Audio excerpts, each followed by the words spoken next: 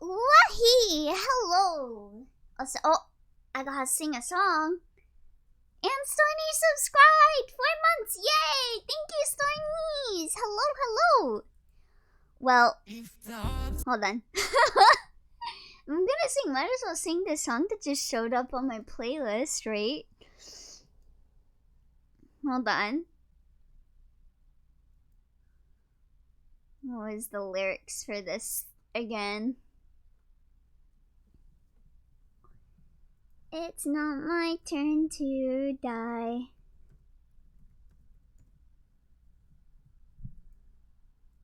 Yeah, how's it going?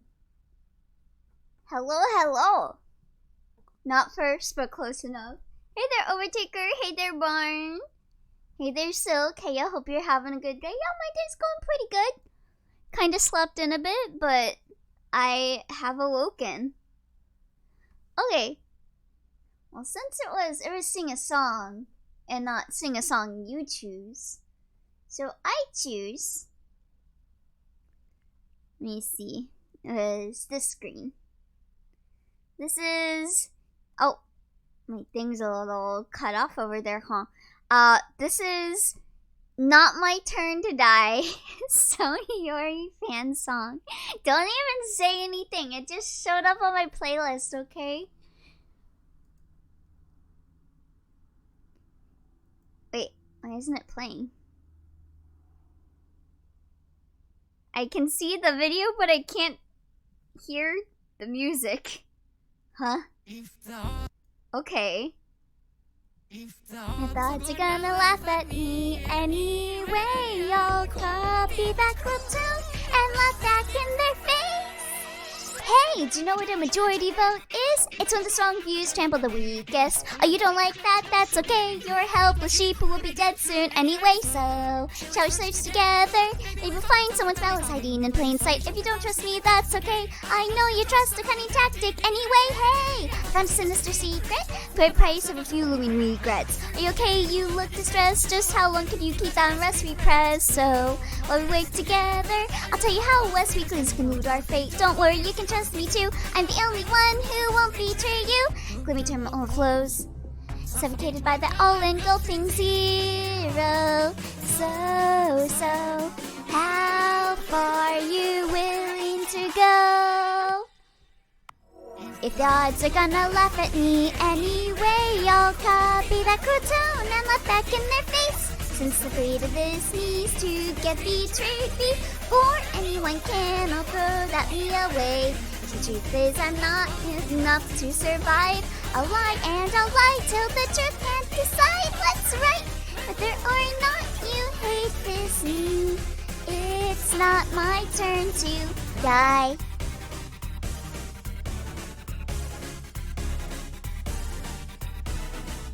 Wait, what just happened? I got a text, so it seems I've forgotten. Hey, you got slaughtered by our votes again? Does it feel like you're about to break? So we'll play another trust game where we expose just how shallow that trust really is. But hey, aren't you really on the same side? So we should reconcile differences, right? Come on, let's shake on it.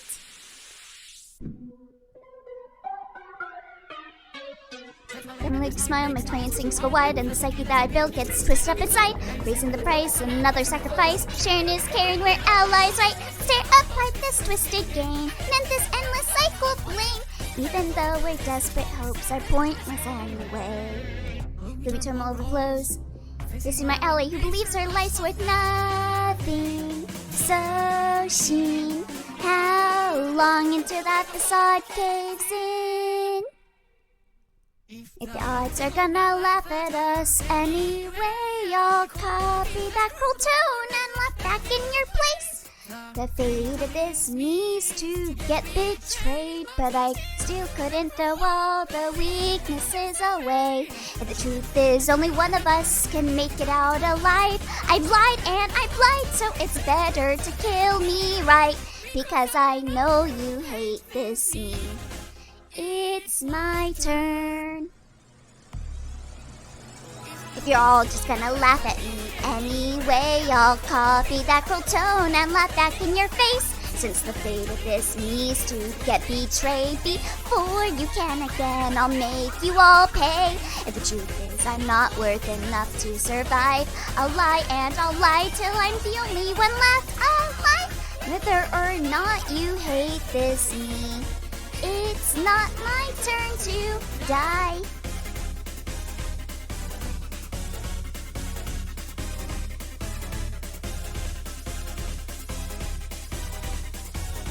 It's your turn to die.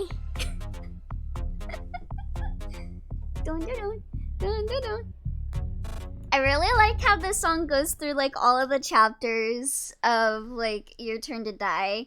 And like it has that part where he's like, it's my turn to die, like vote for me, vote to kill me. But then like the player chooses So's route, so he gets pissed off. He's like, okay, I'll lie until every single one of you dies for killing Kana. Fuck you. But anyway, hello. Get rid of that.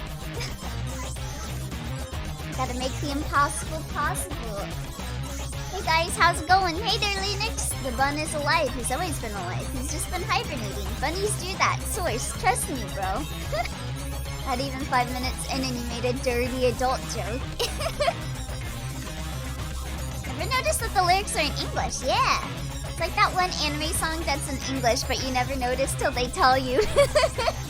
Yeah, the person that did that song does a lot of really cool songs. They do a lot of Danganronpa V3 songs, but I'm obviously not gonna play their Danganronpa V3 songs because they have spoilers in them. But I guess the Your Turn to Die song has a lot of spoilers in it too, but if you haven't played Your Turn to Die yet while watching the notorious Totally Not a Shinny, then Elio, that was so amazing. Boy. Anyway, let's play some Umineko. What's Your Turn to Die? I've never heard of it. The Shinny Kenny. The not Shinny Kenny. Oh, let me move myself up here a bit. Also, I'm gonna put my jacket on. It's cold. It's cold. It's really cold. I actually put on a hoodie before starting stream because of how cold it was. I'm looking like... Got like a black hoodie, so I'm looking like that one meme. Especially because my hair is all like, all messy.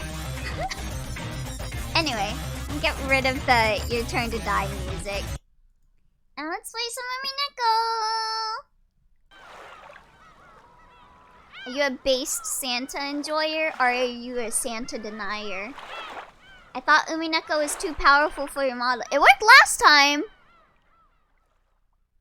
So I guess we'll see. It is. This is a terrible idea. It worked last time! It worked last time when I used my model. Also have 999 points. It's a sign. Alright, let's go. We'll see. If anyone's stream hiccups, tell me and I'll switch to not using my model. But it worked last time! A hacked sign.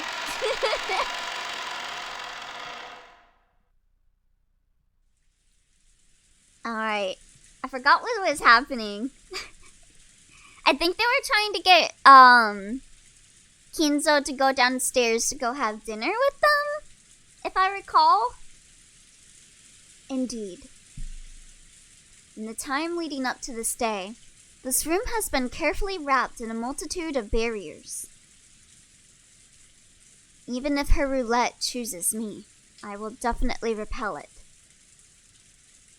I will remain alive and will surely become one of those who reach the Golden Land. I shall repulse the visit of the Reapers trying to drag me off to the land of the dead. You sure about that, dude? Last time it sure did look like you died. Though I guess we just saw the charred remains of your feet, so maybe that wasn't you. Excuse me. I have come to serve your meal.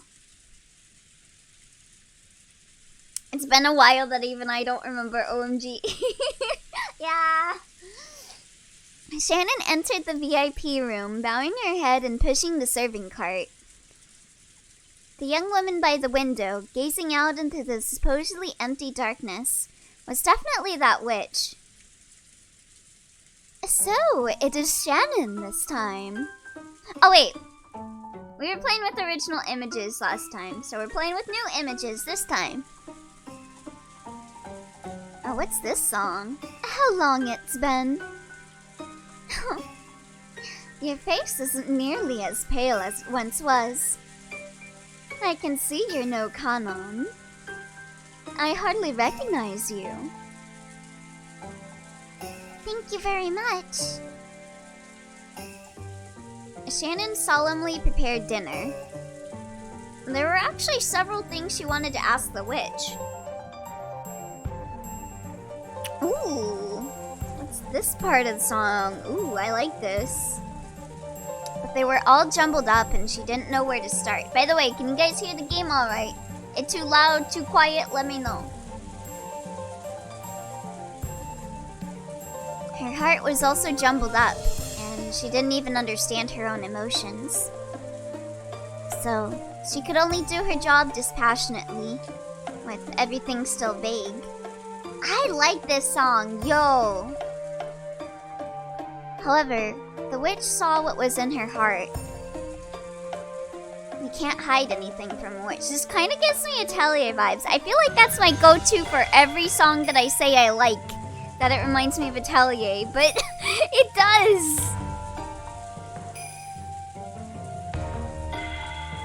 I won't apologize. I am a witch after all. Apologize for what? Come now. Kanon must have told you about it. I only rescued your love life because of my mischievous spirit. It was nothing more than a seed I sowed so I could watch your love grow complicated, become twisted and fail. I imagine some people think it's more fun to hear about love than to have it. You couldn't possibly be trying to thank me, right? I am. Oh! No matter what kind of ulterior motive you had when you gave me the magic of love, it doesn't change the fact that I received it from you. Aw, Shannon! So, even if you sowed that seed, knowing that the two of us wouldn't be able to stay together for life, I won't hold a grudge against you. Shannon is too good for her own good. I swear to God.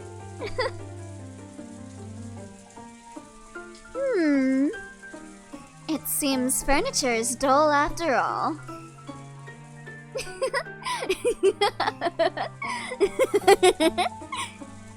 This is where I show my skill by cooking it into something interesting. I don't understand what you're thinking, Beatrice-sama. You are a great witch, and people like us don't even reach your feet. Let her cook. Nor can we even imagine your grand thoughts. But there's at least one thing I can say. What is it? Thank you for teaching me to be human. Oh, I forgot to say this, by the way. But I saw Twitch gave me an extra emote slot. So the kite kiss is now an official emote. So you don't gotta use the code anymore. It should now show up in your emote menu. And I got like a bunch of animated emotes. Probably won't be having any new emotes for a while. Because money. But yeah. You can't imagine your grand thoughts. Her grand thoughts. Did I leave the stove on? Thank you for teaching me to be human. You said it yourself. I am no longer furniture. What is that What is this face? What is this face? Be silent, furniture. What kind of face is that?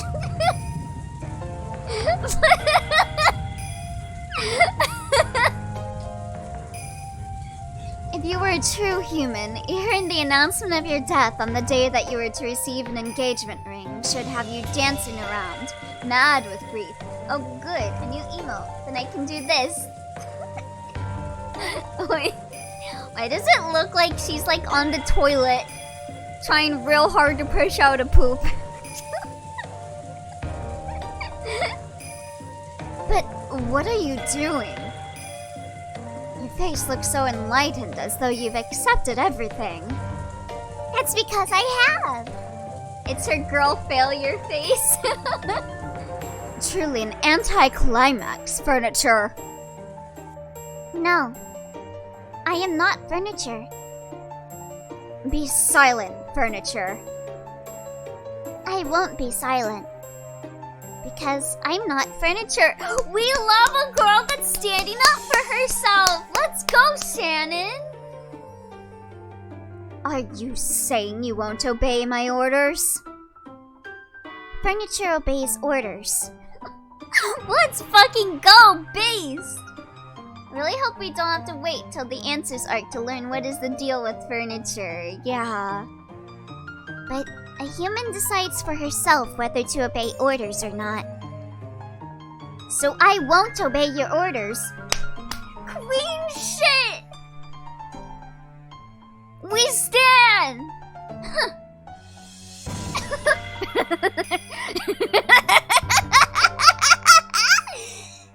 I take back what I said. You really are interesting. If I hadn't sowed those seeds, you probably would have allowed the ceremony to control your fate without clinging to any emotions. But now you've grown to become something truly interesting, something that will entertain me to no end. You are furniture. Nuh-uh. Fuck you mean, nuh-uh. I love how everyone's just being like, nuh-uh, to Beatrice. Magic is real. Nuh-uh. You're furniture. Nuh-uh. That as well. Furniture is furniture. For I am not fond of boredom.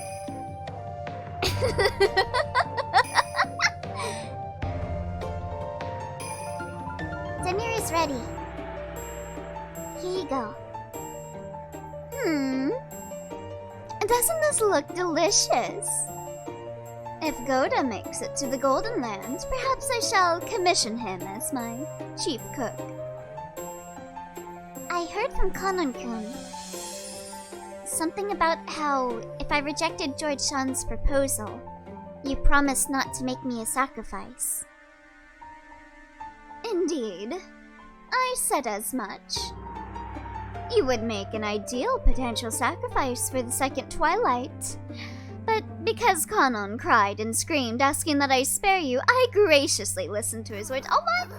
Oh, thank you for the raid, Sheriff Green. Oh, hey there, Jirachi. Hello. Oh my god, hi. The sheriff's in town. Get ready for the sheriff. Raiders are here. Ready the cannons. Hello. What are you guys playing? My daughter is cute. She gets flustered and whiny when people don't listen to her. I love Beatrice so much. Yeah, hi everyone. My name is Ellie Laffy, and I am a bunny from outer space, and I like playing visual novels, JRPGs, and horror RPG Maker games. Today we're playing Umineko, which is a murder mystery visual novel, and we're currently following our girl failure girl boss, Beatrice, who keeps threatening people and trying to make their lives worse, but they're just like, nah. That's actually hot of you, but nah. Beatrice is a little brat that likes arguing with Battler. Base. She's great. I love her! Sheriff's on his affiliate grind! We're playing We Were Here together. Ooh, I always wanted to play that game. I think I have that in my Steam library, but I've never played it. Well, I hope you guys had fun, and good luck on your affiliate grind! Love her for that. A bunny detective from outer space. I played it. It's a great game. Yeah, I've watched some people play it, and it looks really fun. I get sad when people didn't listen to her in episode 5. Aww. Actually played all of them. Oh, wow. Dang. But yeah, let's play Umineko. Ikuzo. With the condition that you abandon your engagement, of course. So yeah, this is chapter 2 of Umineko. And currently we're following Shannon, who's a maid that works for this really rich family. And she falls in love with one of the family's sons. And this girl to the left, Beatrice, is a witch. And she like uses some magic to make like a charm for Shannon to help like foster their love. But it's basically setting up for their love to not make it because, you know, she's like a poor maid and his family won't allow him to marry her. But she's still grateful to Beatrice for letting her do that for her, even if she did it with like a bad, like, reason for it. Yeah, it was a ritual my friend and I would do. We planned to beat the new release the day it came out. Oh wow. Maybe. Did you stream one of them? I feel like I either watched you or Mendy play it. See how gracious I am? I bet you'd like that, wouldn't you, Elio? Their love not making it. You know it! Based Beatrice not letting Shannon and George get together so that I can get together with Shannon. What a foolish offer. He would, yes. Yeah, I did stream it. Pretty sure it was We Were Here too. Then you must have been who I watched then. And what a foolish threat. So you used that to thoroughly bully Kanon-kun, did you? So, you comprehend.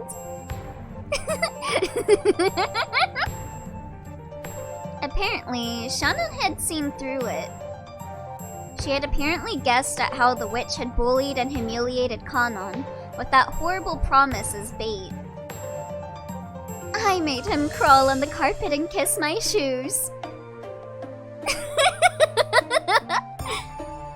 And that's not all. Do you want to hear the other ways in which I humiliated him? Chat be like, no! I wanted her to do that to me! Shannon silently shook her head. What kind of furniture would Kanon be? I think she'd be a bedside table made of mahogany. I don't know what kind of furniture Kanon would be. Probably a stick that you put in a mud. I've finally come to understand you. You like to bully, confuse, and trouble people, and you do it to entertain yourself. So, now I know for sure, the one single way I can resist you. I have the right to remain silent. I bet a lot of people here would like that. And what might that be? I don't care about you. I'll carry out the fate that has been given to me, that's all. She's so right, honestly. Like, one thing I learned with when you get harassed and stuff, like when people bully you, they want you to react to it. So the best way to, like, not get to them is just be like, okay, sure, okay, yep. I won't entertain you. Oh, look at that face. I don't care about you. Whoa. Beatrice has some really good facial expressions here. The witch's features twisted in hatred for just an instant. Mahogany. Mahogany. Delicious mahogany. It disappeared immediately. But the expression that briefly rose to her face was rare for the witch, whose malicious smile usually never faded for a second. Twice somewhere, I sense a disturbance.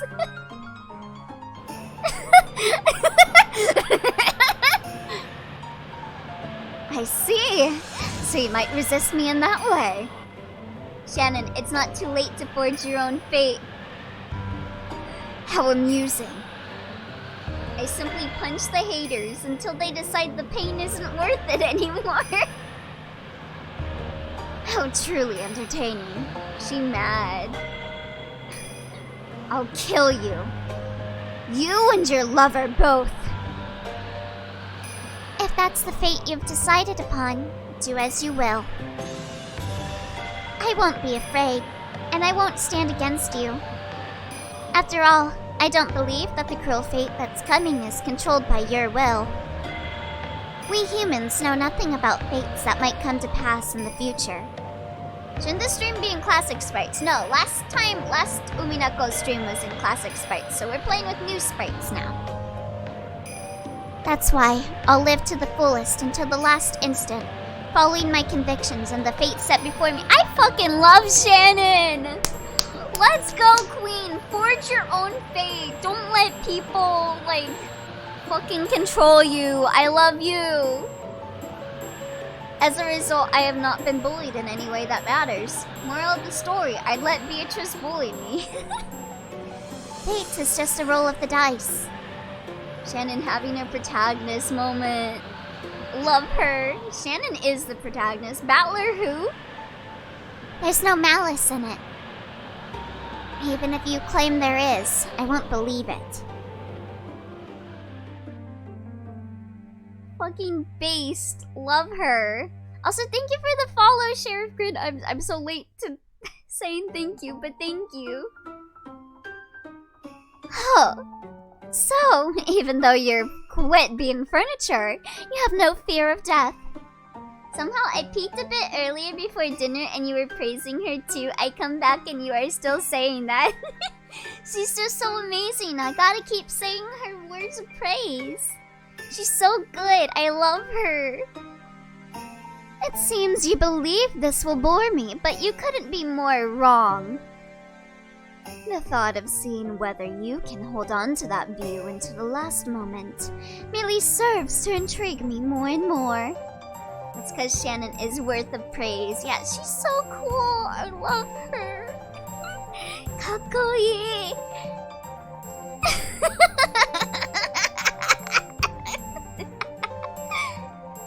Elio simping over a maid. I never saw that coming. I can't stand this. Why did you take the form of a human, appear in front of us, speak with human words, and ridicule us? If you hadn't appeared in front of us, if you hadn't predicted the future, we would have been able to live life to the fullest until the last moment.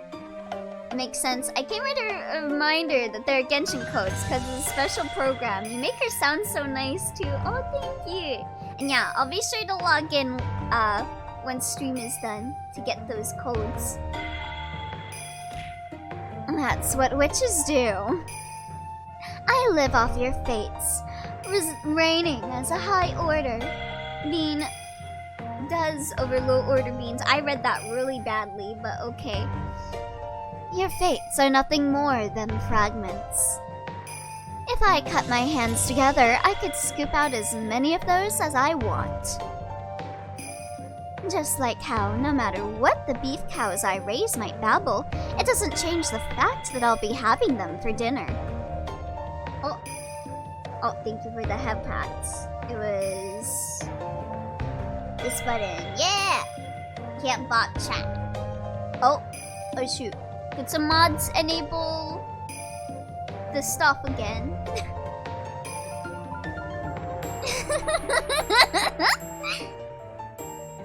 We are powerless, so we cannot fight against your ceremony or fate. Fragments. What a witch's heart reference. And here I was being like, yo, cool Higurashi reference. Cause I think, didn't Higurashi say like the alternate timelines are fragments or something? Oh, pop chat. It is done. On it, chief. I might lurk and be gone. End of the semester is too busy for me. Come, buddy. Good luck. Witches. What a witch's house reference. Okay, give me a second while my thing loads. Okay, there we go. Okay.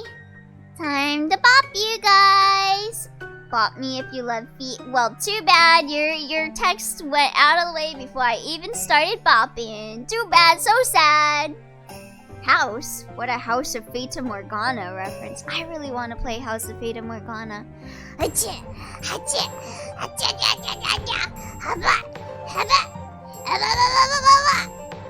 am the Bop. I want to play that too. Yeah, so many people are mean to House of Fata Morgana because of its very high Metacritic score, and I'm just like, I want to play it because of that. It must be a really good story. But I can make you unhappy right now. And how are you planning to accomplish this? By walking away from this place right now. No matter how I respond to your words, it will only amuse you. Refusing to respond to your questions is my only method of resisting you. Beast! I see. You might be able to take a shot at me. But you cannot defeat me, yes? I have the power to kill anyone for eternity. I cannot wait to see whether you can keep up that resistance in an endlessly repeating cycle of death and rebirth. Don't you forget it, okay? You spoke those words yourself.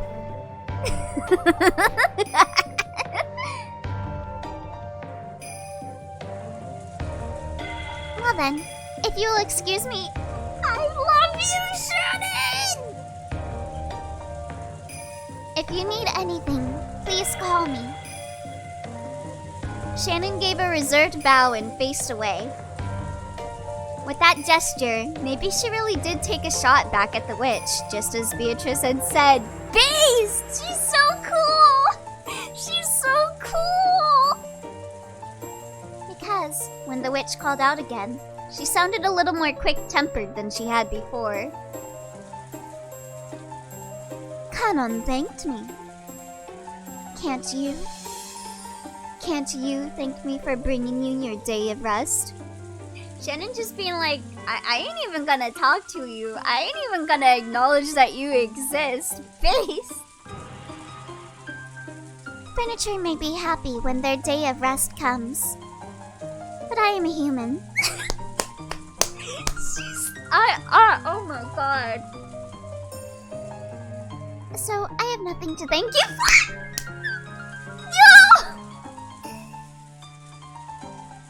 Is that all you have to say? Oh my god. You plan to accept George's ring, yes? Don't forget that if you do, I will abandon the promise I made with Kanon. The promise that you would not be selected as a sacrifice. And Shannon's just be like, so? You think I give a shit? I can't wait to see how you react to a never-ending cycle of death and rebirth. Natsuki, Subaru, somewhere, been there, done that, by another witch, believe it or not. Shannon is extremely based. I love her so much. I already loved her, but this just, oh. If you need anything else, I'll have someone else come.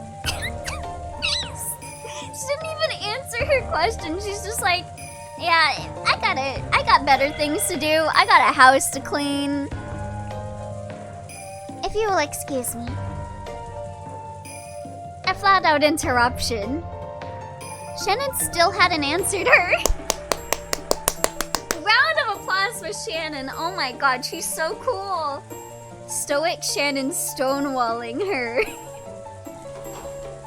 And the sound of the door closing came instead of an answer.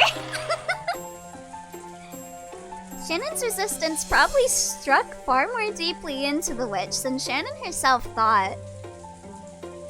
Because an expression of hatred once again rose to Beatrice's face. She had made Kanon submit, even though he hadn't been ensnared until the end. Whereas Shannon, who had been so easily ensnared before, refused to submit this time. I see. So, this state of affairs is amusing after all.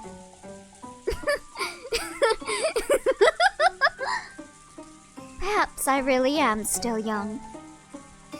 This is why I haven't tired of life after 1,000 years.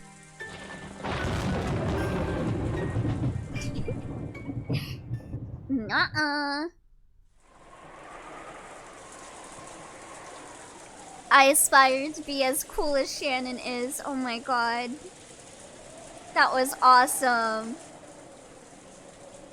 This is the most fabulous part of the family conference. Dinner. In the past, when Kinzo had been serious about the conference, he'd taken everyone's yearly gathering for dinner very seriously. Any embarrassment during dinner would shame him greatly as the host. So, he had given Natsuhi stern orders to avoid such mishaps at all costs. Because of that, she and Cross eventually hired Goda, who had confidence in his cooking abilities. Thanks to that, they became able to serve wonderful dinners they could be confident in. But by that time, Kinzo had closed himself up in his study and never appeared for dinner. Maybe you could call that ironic. When the main dish for tonight, calf steak, was set out, Goda began to describe it proudly, further stimulating everyone's appetite. Yo, fuck Goda. Beatrice, if you accept George's ring, I won't fulfill the promise I made with Kanon. Shannon, I missed the part where that's my problem. Oh my god. The sauce here is Bordelaise. Of course, the red wine base I used was excellent, even among those made in Bordeaux. But in addition, I prepared an original blend of the sauce. Yeah, I do know how to pronounce that word, chat. I'm a .hack player. Thank you for the head pat, Starnies. A blend of choice alcohol from around the world to further deepen the taste. This sauce is limited to this year. I sincerely hope you all enjoy your meal. Isn't that wonderful? You're a .hack player. Prove it. Say exe. Bruh. However, isn't Bordelaise sauce common to French cooking? You failed. I did not. It almost seems like using alcohol from outside France with that is heresy. Cross-sama, today is the annual family conference. As a dinner for those who normally live far away and who have traveled far from across the world to gather together. Exi. Exe. I realized it would be most fitting to have a sauce made from a blend of fine alcohols from all over the planet that have never met each other before. So I had it specially prepared. Wonderful! A truly wonderful cook. That's what you are. Food and medicine work twice as well if you sell it right. It's already twice as delicious as normal food, and the advertising makes it twice as good as that. The taste keeps doubling and doubling. Come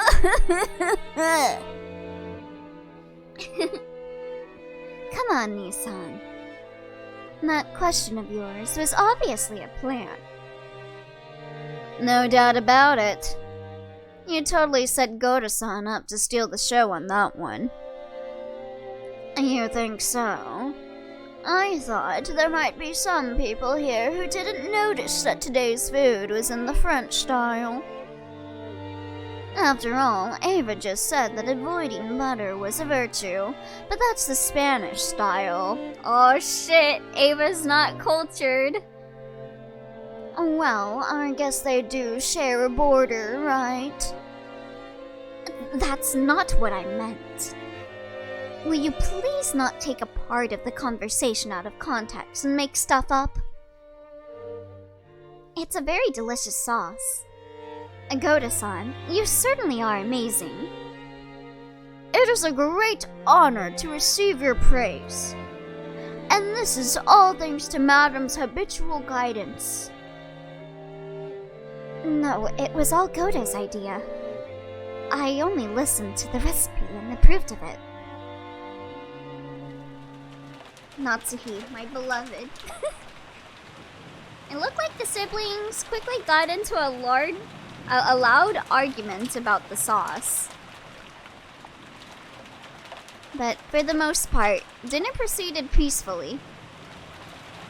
However, a certain question they desperately wanted to ask burned inside each one of them. I'm cooking a Hello Charlotte theory, explaining that Charles was a Santa believer all along. I could see him believe in Santa. It was about that visitor, the 19th person lying hidden somewhere on this island. Watch out for them. The Golden Witch. Donkey! What? What prompted that? In actuality, Ava and Rudolph and the rest were very much on their guards during this meal. If the mystery guest was ever going to be introduced, this dinner table would be the most appropriate place to do it. However, no place was set at the dinner table for the witch. The entirety of Hello Charlotte takes place in Krampus's realm. Changed my mind. Yeah, see, that's part of the argument, because he's literally got Krampus in his world, so he believes in Santa Claus. The family conference would begin in earnest after the meal, and previous experiences told him that it might last until deep into the night. How would you feel about twains? I like twains. Either the racetrack rail fan. Hello. I like twains. Have you guys seen that one? Have you seen that one guy on like TikTok that like looks out for trains in like Britain? And I think he found one that was like a really funny name. God, what was his name? Train TikTok guy.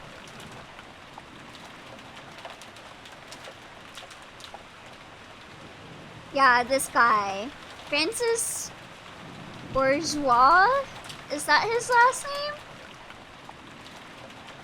I like the train guy. He's cool. Oh! My mic stand just fell. Ooh.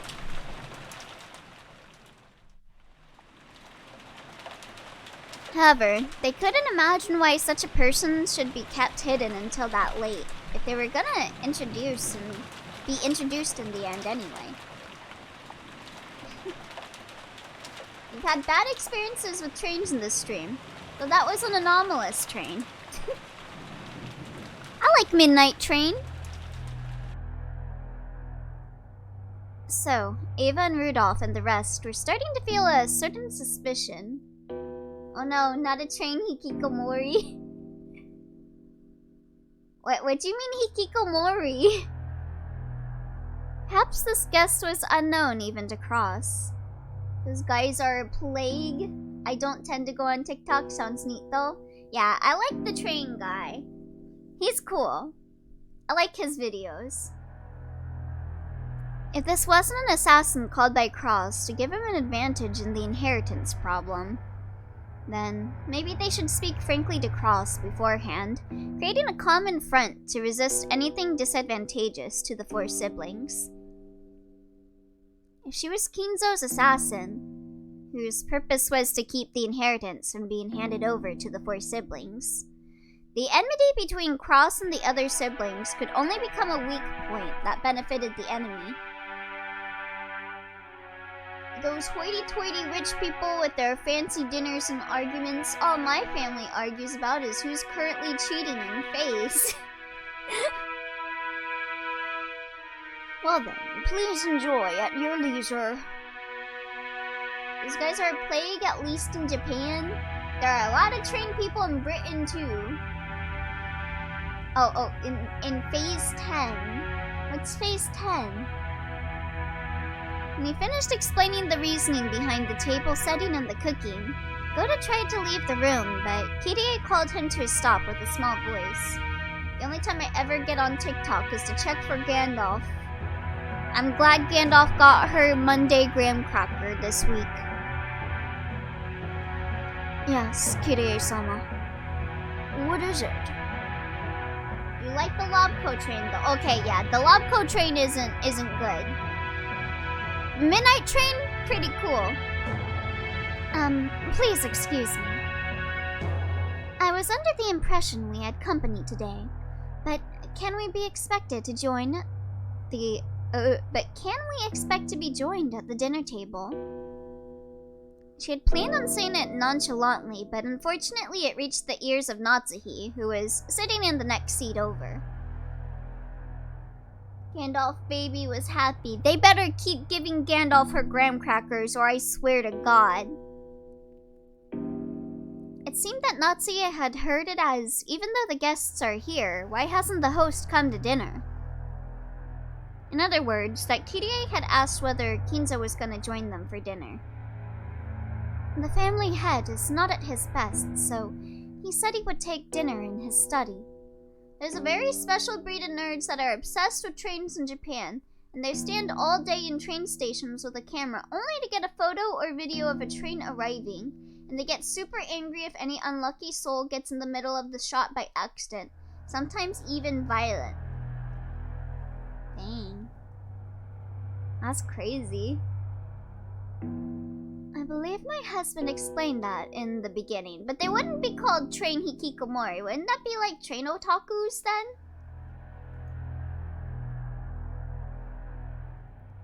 I'm sorry, that's not what I meant. Natsuhi's reaction instantly told Kirie that this unknown visitor was also unknown to Cross and his wife. A card game where you have to fulfill increasingly difficult demands to phase to the next level. There are 10 in all, hence the name. Ah, okay. Which meant, on the chessboard inside Kirie's mind, she could hear the clattering of the pieces as they've rearranged themselves. We'll just simply eat the chess pieces, Fivehead. Gives me the vibes of those dumb fucks picking fights on gyms with people that walk into the shot. You guys see that one video online of like some lady trying to shoot like a TikTok, and like this one person is in like a public space and she gets angry at her for not being for being in her TikTok shot, and it's like, bro, it's a public space. What were you expecting? It's like, oh my god, that reminded me of another TikTok. This TikTok really kind of pissed me off, to be honest. There's like this one lady that was like being really ableist about like disabled people being at the mall and shopping and enjoying themselves because seeing disabled people depresses her. And I'm like, and she's like, and she was like, disabled people shouldn't go to the mall.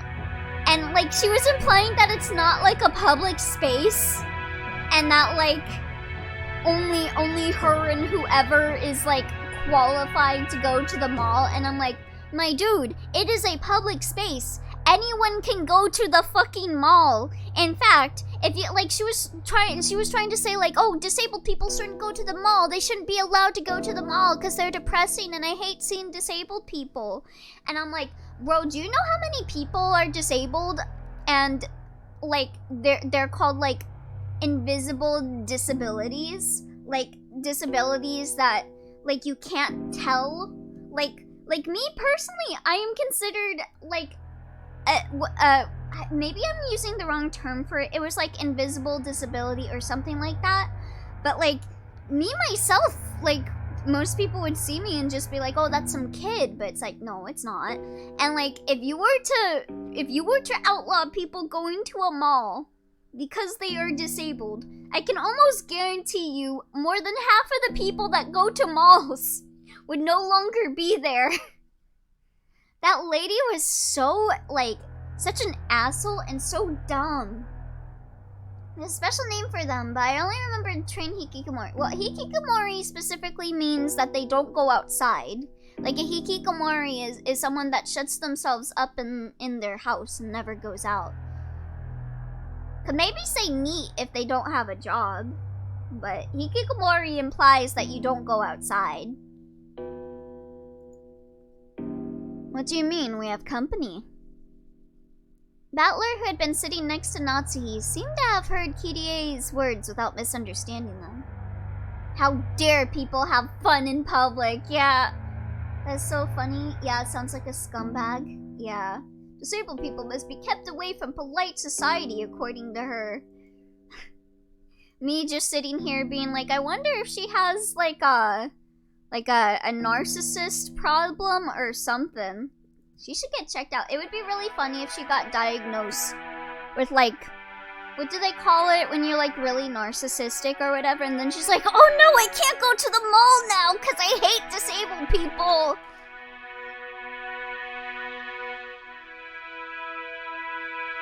Thinking it strange that someone else would be invited to today's family conference, he spoke up incredulously. Damn you, situation depresses me. Can you be miserable in another place? Like, if she doesn't want to see disabled people, just don't go to the mall, I guess. And thanks to that, the uncomfortable feeling building in the siblings' chest suddenly exploded. It's like crazy. It's like disabled people can't do anything because it depresses people to see them. Like shut the hell up. Let people live their lives. Like, let people enjoy themselves and go to a mall and have fun. Come on now. Like, they just like, what? They just expect people that have disabilities to be miserable 24/7? Thanks to that, the uncomfortable feeling building in the siblings' chest suddenly exploded. Everyone looked at Goda at the same time. Judging by their reactions, it was clear that no one here had invited that mystery woman.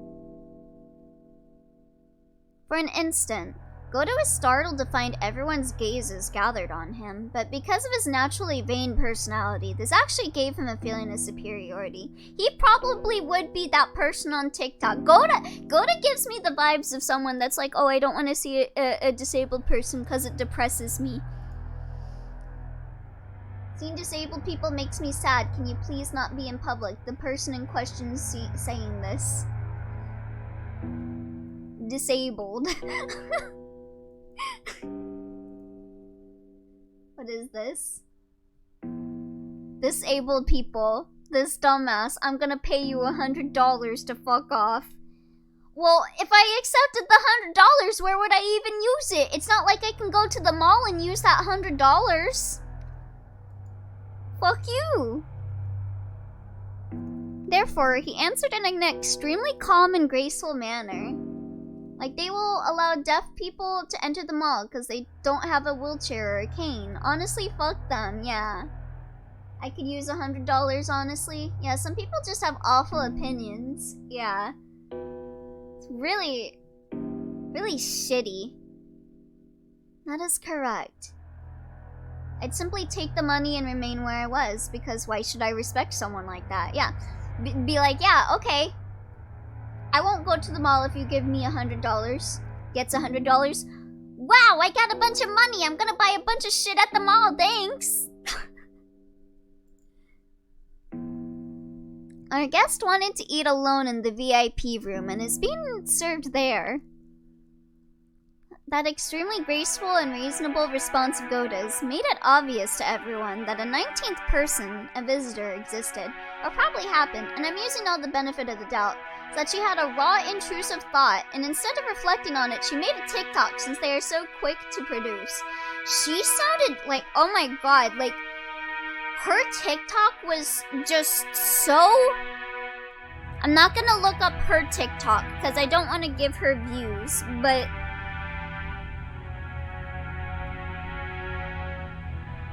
let me find an upload of it, because she was like, really fucking horrible. Like, she was so upset, like, she was shouting about it. Like, I think she was like being really manic in her TikTok about it. Anyway, I'm not gonna look it up actually, fuck her. The VIP room, I guessed. That's a lesson to them that they shouldn't waste money. Either that or the real reason is that any publicity is good. Yeah, I think she started like talking about like, oh, I got a lot of views because of my very terrible taste takes on TikTok. And like being all like, ugh. So yeah, don't give them any attention. Don't look up the TikTok to feel angry at it, because you're just giving her what she wants. The VIP room, I guess. What? Who are you talking about? I have sent you a cool thing in DMs though, Elio. It will give you strength. Let me see. Did it update? It updated? Ah, I want to read it. Ah. Do it for her. Aww. Actually, my beloved. Oh my god, whenever I play Dot Hack to You, I'm gonna go on like really long talks about how much I love Actually. Ah! Natsu's words echoed the question that everyone who didn't know about the appearance of the Golden Witch was thinking. Whenever you see an extremely inflammatory opinion in the internet, you have to think that now there is a monetary incentive to get views, and that is in every platform. Yeah. Somehow reminded me of the NPC TikTokers. You lied to me, but more importantly, you lied to Glimbo, and nobody lies to Glimbo and gets away with it. For a while, Goda was disoriented, caught completely off guard by the sudden interrogation. Poor Glimbo. Yeah, a lot of people nowadays, especially with the rise of like internet, and especially with like TikTok famous people, a lot of people feel like they have the protagonist syndrome. You guys ever hear about that? Where like they view everyone else as NPCs and themselves as the protagonist. So like they could never do anything wrong.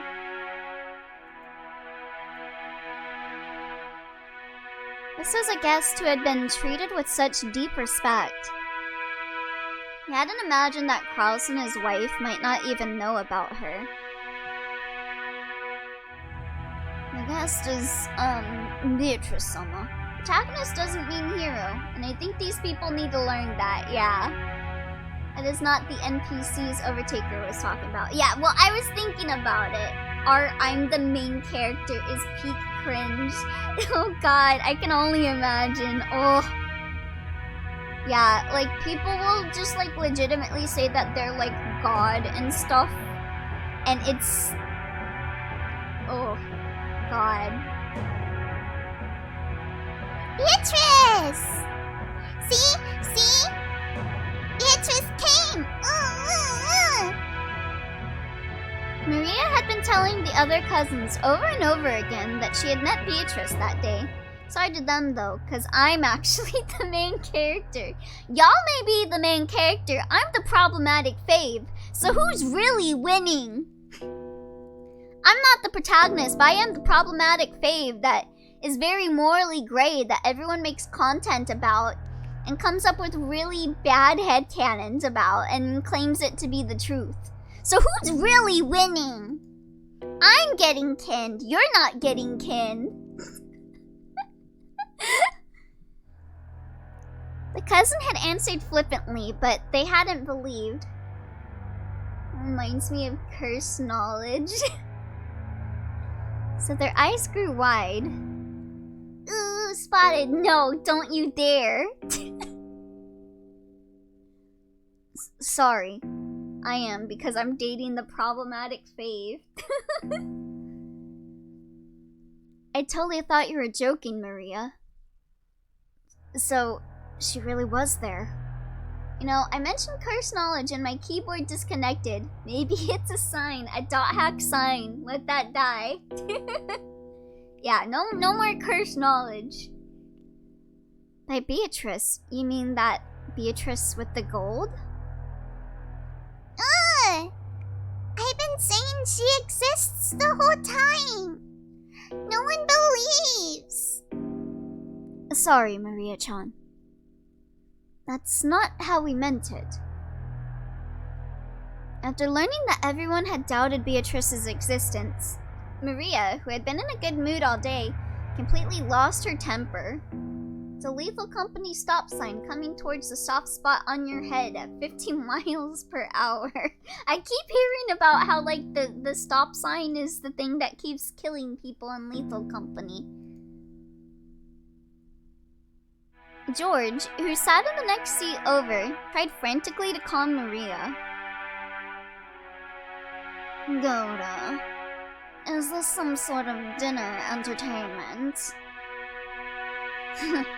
Quite a performance. I'm still traumatized on this motherfucker Linux calling one of the Hello Charlotte 2 endings the vor ending. I mean, he's not wrong. He's not wrong. She literally ate everyone. Aniki, quit playing dumb. You called her here, right? Yuzaya-kun. Don't make a Durarara reference. You're taking me back like 10 years. Calm. It kills people because people are using it to kill people. Call him. I will sue. From where? By the way, crazy how Hello Charlotte 3 had a vor floor. Nissan. Let's be clear about this. Like I say, if it's a game I play, there's gonna be a void dungeon in some way or another.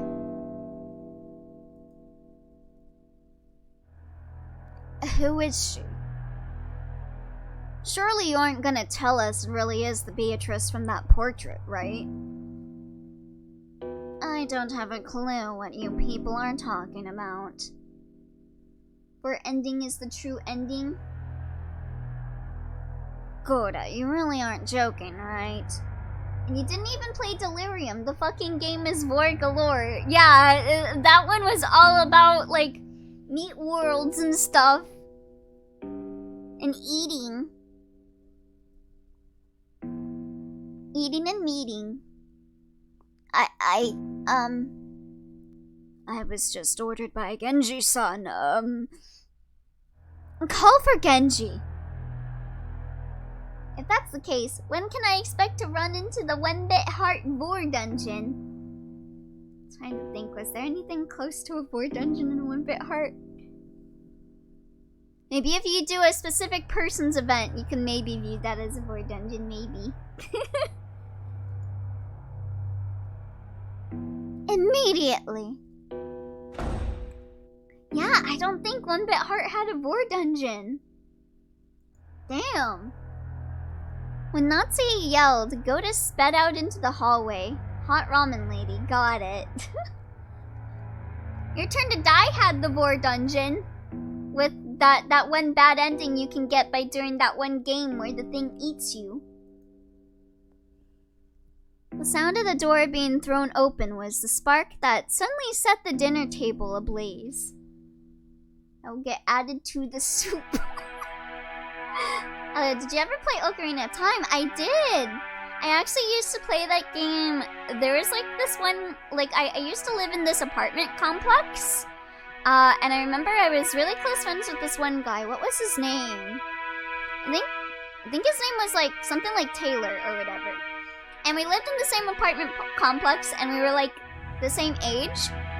And we were such close friends that we practically lived in each other's houses. Like one day I would be at his house and one day he would be at my house.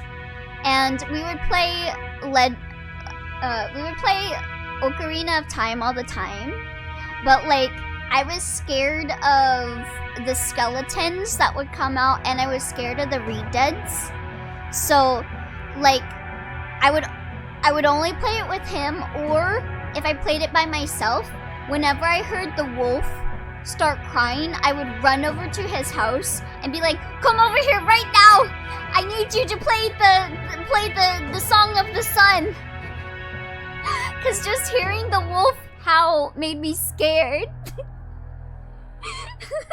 That was also the dude that did the butt dance, if you guys remember that.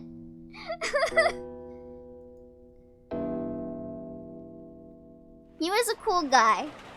I really like Taylor. He was cool. So you're saying you're in the dark too, Aniki? We're not beating the Vor allegations apartment complex. I find it quite simple. What? Dude, just walk away from them. I was scared. I was a child. I was a child that was scared. I was scared of the Donkey Kong 64 loading screen because whenever I saw Donkey Kong throw the barrel, I thought it was gonna hit me and kill me. You expect child me to make rational decisions about things I see in a video game? Who called her? Dumbass, what is this? We had 41 inches of snow a few days ago. We took Cody outside to see it. Aww. Look at this baby. Oh! Oh god! Oh no! Buried.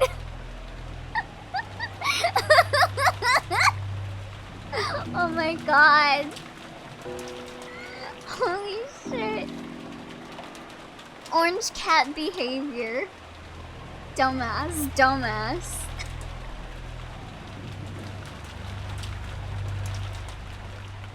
Was it Dad? To be fair, to this day, I still have an odd feeling in my stomach whenever I'm playing Wind Waker and I have to drive into the tornado to fight a frog.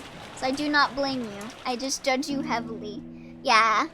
I mean, this is also me who, when I played Dot Hack and I got to the very first dungeon in the game as a child, the music scared me.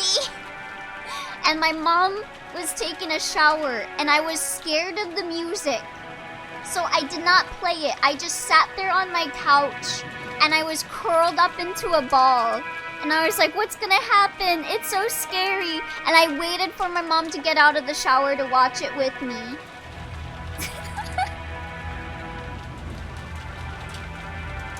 I don't know anything about this. It seems you people think I've been pulling the strings behind the scenes, but that's a huge misunderstanding. Calm down, Cross Nissan. We've gone past the stage of skirmishing with each other. If you're saying even you don't know this mystery person, then something crazy's going on. Hideyoshi-san, can't you be a little more discreet with your words? Speaking of things I was terrified as a child, was anyone else, like, terrified of the sun exploding any second as a child? Because that was definitely something I was scared of. I remember I had, like, an existential dread thing. Like, when I was, like, 5 years old and I learned about the sun and how the sun will eventually grow and explode and all living life will cease to exist because the sun is our source of life. And I had an existential moment when I was, like, 5 years old because I was, like, obsessed with planets and I wanted to learn everything about it. And then I was like, what if the sun blows up right now? What if it blows up right now? And I die? What's gonna... And like, it's all like, oh, humankind will probably be all extinct by the time the sun explodes. And I'm like, but what if the sun does die, though? What if it just died? Like, I would look up at the sky and I would see the sun and I'm like, is the sun getting closer to me?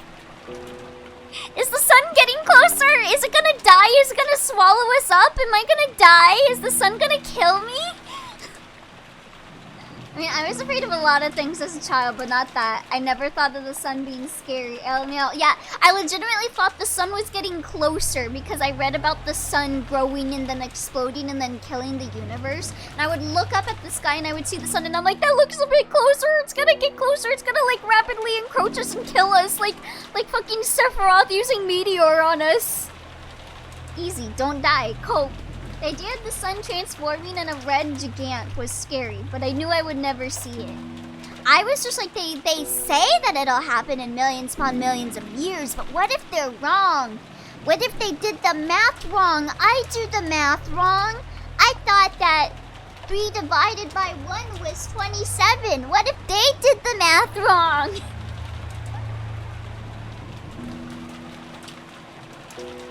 My husband would not invite unnecessary people to the family conference. Obviously. What are you people talking about? Are you saying the witch of the portrait has broken out of her frame and disappeared? Or out of her frame and appeared? It's not as though anyone's actually met this witch face to face. I met her! Ava and Rudolph nodded at Rose's proclamation. I met her too! Uncle Cross, believe it! If you believe it. Believe Mama! Another thing I was scared of was like, you know when you have like friction on your hands and when you touch something you get like that popping, like low exploding feeling? I was scared of spontaneous combustion. Whenever I would touch something and I would get that response because I built up friction or whatever, I would get scared. I was like, what if the friction explodes me? What if I can't get rid of the friction? What if I build up too much friction and I explode?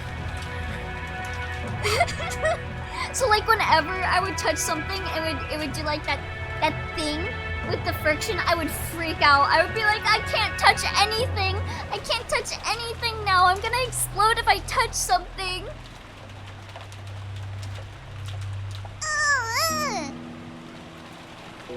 The brief tension was broken, and Maria also started to make a ruckus. By now, the room was thoroughly wrapped in chaos. I don't have a clue what's going on. So, what does it mean? Does it mean the witch who gave Grandfather the gold is showing up as a special guest this year? But is that really true? Aunt Rosa didn't see it wrong, did she? I met her too!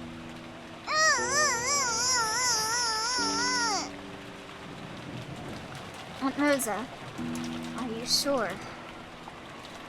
Yes. Maria and I met her, and we even talked to her. I met her. That was definitely a witch. Believe me. I definitely didn't see it wrong or hallucinate or anything. What on earth was that? Bettler being like, well, you thought you saw butterflies come and form a perfectly formed, like, lollipop, but actually she just grabbed another lollipop and threw it up at the same time. Rosa definitely met a witch in the rose garden. But the scene had been so hard to accept as truth. The more she spoke of it like this, the less she understood what it was she had encountered. Ironically, since she was losing her composure, the more frantically she tried to cling to her claim, the more confused and hazy the thing she was describing became. Because of that, it only took a single calmly spoken sentence to confirm the nature of what she was describing beyond doubt. I also met with her. I greeted, well, couldn't really call it that. I exchanged a few words with her. It's definitely not something that Rosa-san just saw wrong. Kirie-san, are you serious? Oh god, I'm just like thinking of all the things that like scared me as a child. Was anyone else scared of like, you know when you got like the little eye burgers in your eyes? Like when you wake up and you like get a finger to get the eye burgers out? I was scared that I would put it in and like my eyeball would fall out of it. Like my eyeball would just pop out of the socket. Sometimes when I still do that, when I get the little eye burgers out, I still get scared. I'm like, what if my eyeball pops out? What if I push a little too hard and my eyeball comes out? What the fuck is fear? Skeleton real. Haha, Elio, just walk away from the skeleton. Shut up. Shut the hell up. I was scared of eating a seed and the animation of the melon boy happened to me. Yes. But she didn't tell me her name. Can you imagine if you eat a sunflower seed and a sunflower grows inside of you? It sounds pretty cool. So I can't say for certain that she was Beatrice. Yes, we've seen the animation of the melon boy. You do not need to put it in chat for the 13th time, Leonix. However, and sorry if this is subjective, but since I met her in the entrance hall, I was able to compare her face with the portrait. Oh, I hate that one. Yeah, want to see it again though? No. My first impression was that this portrait has to be hers. This is all just subjective. That isn't possible! In the first place, where did that woman come from? The only boat arriving today was the one that brought all of you here. Was she on that boat? Well, it's hard to say for sure. Of course, I don't remember any woman like that getting off the boat with us. Oh, is that all? Can you prove there wasn't a boat besides the one we rode on? You can't. You can't prove one didn't arrive. Makes sense. If another boat did arrive, it might be possible to prove it. If someone saw it and said they saw it, then you're done. But it's impossible to prove that such a boat didn't arrive. Even if everyone says that no such boat arrived, that they didn't see it arrive, you can't prove that it didn't arrive secretly. What is this conversation? It's that thing they call a devil's proof. It'd be simple to prove that devils exist. This is such an odd argument. Yeah. All you have to do is meet a devil. But it's impossible to prove that devils don't exist. Oh, he's getting on one of his tangents again. Just by saying that no one has ever met a devil, you can't deny the possibility that they're hiding away somewhere humans can't go. So, by that fact of reasoning, Battler, we can say magic is real. You can't deny the existence of aliens for exactly the same reason. So you can't deny the existence of magic for exactly the same reason. Ha! Checkmate! Until humanity searches the whole of space and can show perfectly that aliens don't exist, you can't be sure that they don't exist. And it's definitely impossible for us to ever check the entirety of space for the existence of aliens. Well, I can just prove it to you right now. I'm an alien. Aliens do exist. I'm right here, Scathe. Therefore, while there may be a number of ways to prove that aliens do exist, it will always be impossible to show proof that denies their existence. Now, Elio, he's explaining why it's bogus to try to prove it.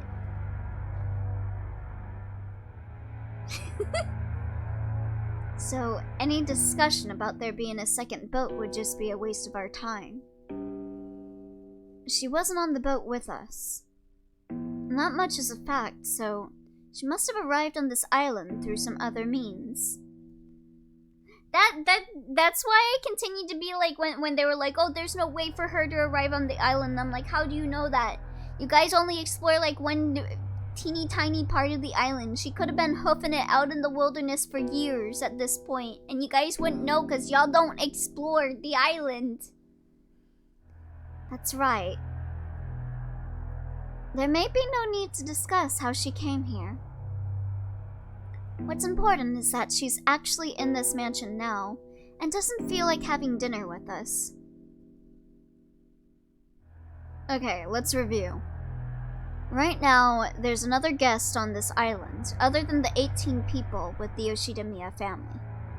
I think it's still worth it to go and check the pier. Oh wait, the typhoon, right. And this is a guest even Aniki and Natsuki-san don't know about, right? I know nothing. I don't know what you're talking about! Be silent for now. Your headache will get worse. It is as my wife says. I have no idea what you people have been talking about up until now. Then there can be only one answer. Father called her here. Called her here for today's family conference. For the family conference? Again, why? I don't know that. I'm questioning you because I thought you might know. Ava, could you give it a rest? Cross Nissan said he doesn't know. So, here's what we got. I really like Hideyoshi. My father stealthily invited the Witch of the Portrait as a secret guest. And she met with Rosa-san and Maria-chan and then Kirie-san. That's all for now. If she has something to say to us, she could just show herself right away. Now we've got to wonder why she shut herself up without greeting us. And does this mean Dad, who never gave a crap about this family conference in the first place, secretly called a new mistress here? And had her wear the clothes of his ideal witch? This day's too important for that explanation to fly. And there can be only one reason. To join in on the family conference. She wants to claim some right to Father's inheritance. Ridiculous! The family head wouldn't have something as filthy as a mistress. I don't know about that. It didn't seem like he loved her very much. So I told you to be quiet. I mean, the dude is constantly being like, oh, Beatrice, and that's not his wife, so... I've lived in this mansion with Father all this time, and I've never heard a thing about something like that. I'm sure you've heard the, oh, Beatrice stuff, though. If we stretch plausibility to the limit and assume Father had an illegitimate child with some mistress decades ago, then maybe Father searched her out and called her here today. Is that what you're trying to say? Dear! It's absurd to think Father has such a child! To waste the noble blood of the Yoshida-miya family on a mistress, bro. This is nothing more than a few people making wild claims. Yeah, because that's definitely important, huh? It's obviously a fantasy, a delusion, a daydream. Or is everyone taking part in some kind of act to trick my husband? What act? If anyone's acting, it's you. Quit it, Aniki. Natsu-san may be a bit over-vehement, but she's right. Kirie saw her, I didn't. Neither did you, Aniki. But Rosa did. But that means she exists. There are people who can prove she exists. So we're sure right away that she does. It's the opposite of a devil's proof. And I want to meet her too. I want to ask her directly what kind of business she has with the Yoshida-miya family. I agree with you on that. I do indeed wish to inquire as to what business she has on Rokenjima. Don't play dumb. There's only one thing she could be after. Father's inheritance. We should work out our future plans with a lawyer who's hot on inheritance issues. Can't they see the elderly man still scream/crying the name Beatrice, right? They're like, oh, there's no way he would have a fucking concubine or whatever. Hears him screaming about Beatrice constantly, who is not his wife's name. No, he would never. If the mistress claims equal rights as mother, then our shares will be cut right in half. The rain is too loud. Wait a second, everybody. Kenji-san will come very soon. He knows everything. I'm sure he'll answer our questions.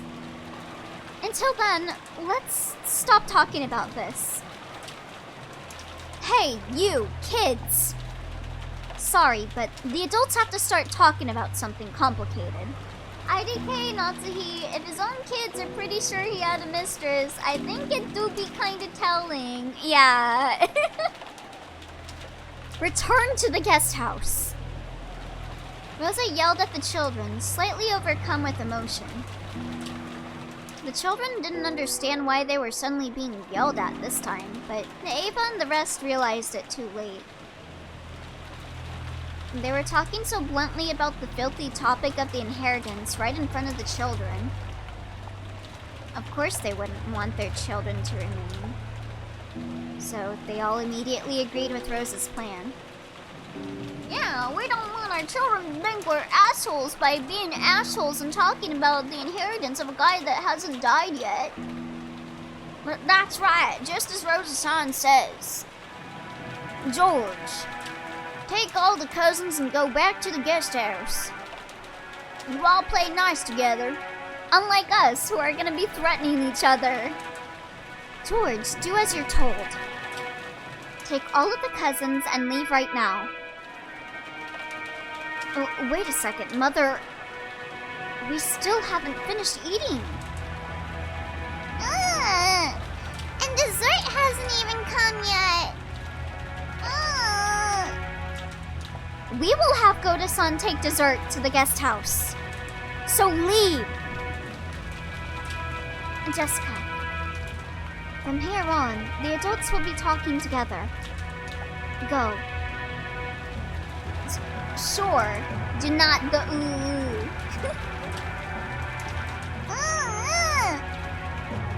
Even though I'm still eating.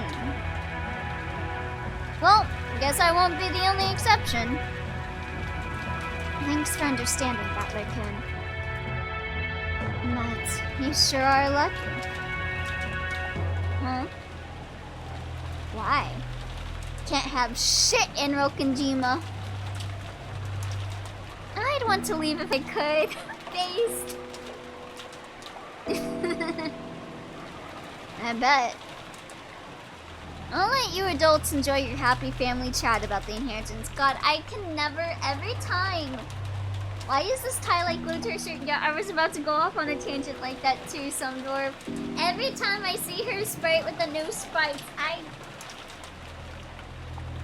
just keep staring at her boobs.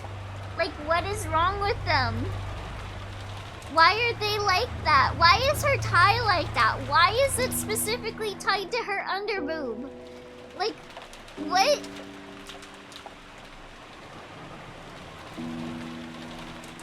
I will also leave my seat.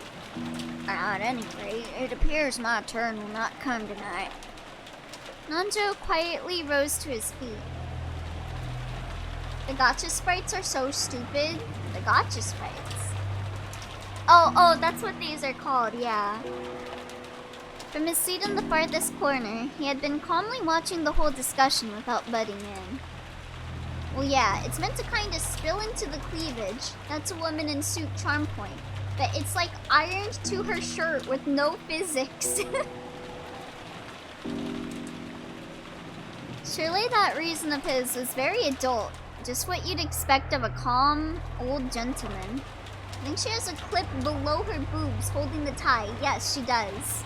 It's specifically right at her underboob. When Nanjo rose from his seat, it ended up encouraging the others who were supposed to leave. It wrapping over and behind the booba is crucial to the plot. Yes, of course. How could I have been so blind? The children noisily rose from their seats as they hurried into the hallway. The servants returned. I apologize for taking so long. I have called Genji. I was checking to see that all the doors and windows were shut, so it took me some time. My apologies. Come on, children, to the guest house. Goda-san, my apologies, but Could you carry the children's portion of the dessert to the guest house? Huh. Is that what you wish? Get fucked, Goda. Yeah, you can't show off here. You're just a lowly servant. It seemed Goda wasn't amused to see the dinner he'd worked so hard on interrupted like this. Get your ass out of here. He sent Natsuki a look as though asking her whether that was really okay. Do as Rosa-san says. And it will not be necessary to set out dessert for us. Also, while we're on this topic of sprites, I think, is this also in the original? Yeah. Okay, like, it's slightly different in the original. She's got, like, that gradient to her hair in the original, right? And in the remake, it carries on that gradient. But it looks like it starts specifically from where the ponytail comes out, so it looks like she's using hair extensions. Do not approach the dining hall until we call for you. Yeah, it looks like a claw. Tell the rest of the servants to do the same. Understood. Yes. As you wish. Come, everyone. Shall we go? Maria-san, you mustn't trouble your mother anymore. I want to talk about Beetle too. No. Maria-chan, could you tell us about Beatrice in the guest house? Or something. Most likely hair extensions anyway, yeah. I really want to hear about the witch. Okay?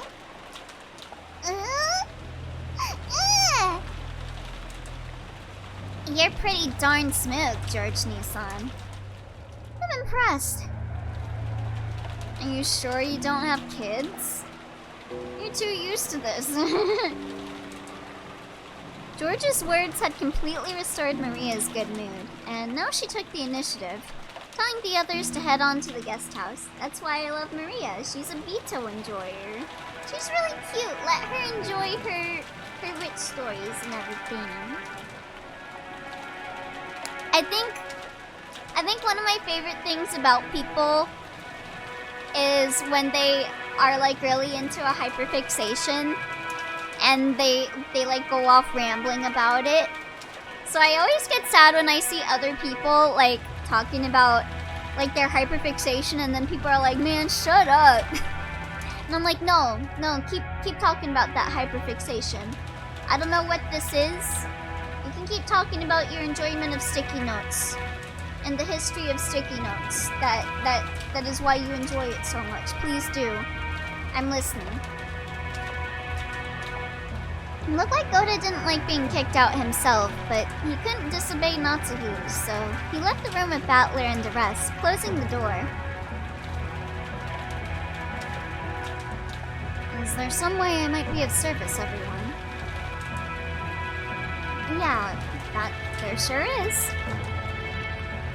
We've got a whole bunch of questions. In fact, every one of us does.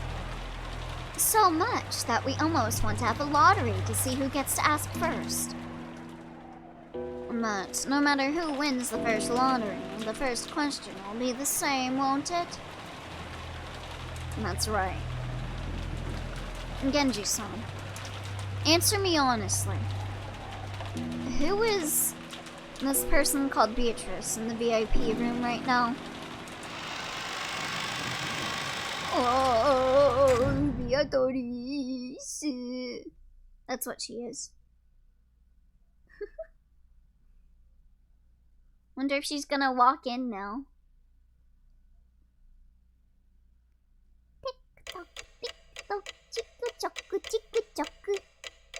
Beatrice.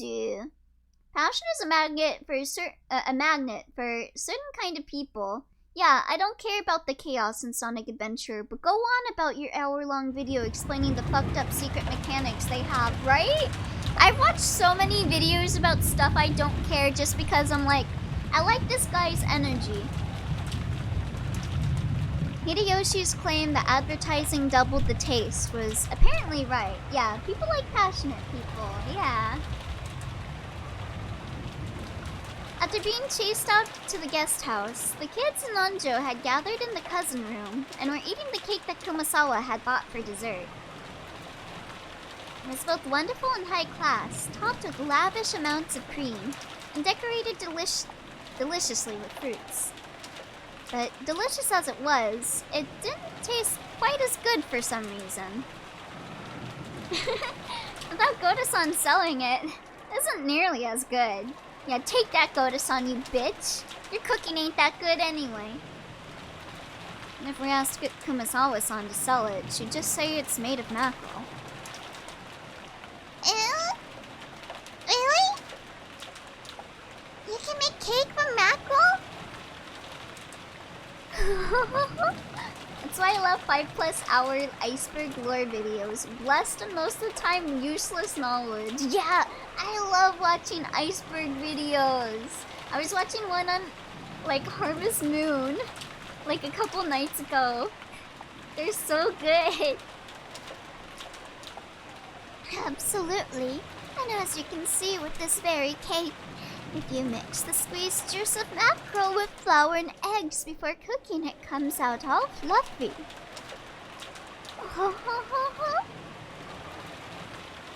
That'd be incredible if true. Big if true. Maybe mackerel cake will show up on the new menu at one of Father's restaurants. After all, mackerel's full of nutrients and sounds healthy. Truly, the essay era of YouTube videos is a blessing of itself. Yeah. I say as I'm making like a video essay that's like 31 minutes long. It's really fun making video essays. It's even funner watching it. It might get really popular with women and the elderly. But I'm not gonna get anywhere near it. Well, it depends. Some are better than others. That's true. Girls don't eat something that weird.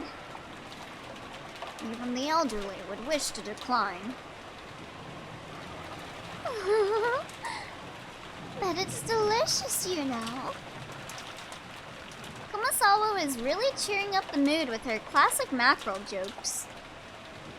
But the sound of the downpouring rain kept turning their attention towards the mystery guest. In the end, they showered Maria with questions again, since she was the only person here to have met Beatrice.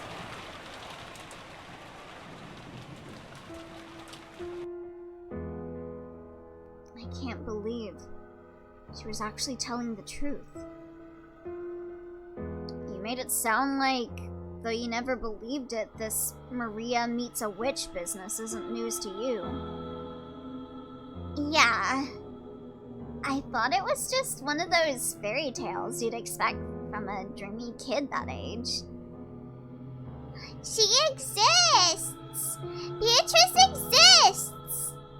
Every year, when we come to the family conference, I meet her and we play together! That's right. Although Beatrice-sama doesn't usually show herself, I hear she sometimes unexpectedly appears before honest people with clean hearts.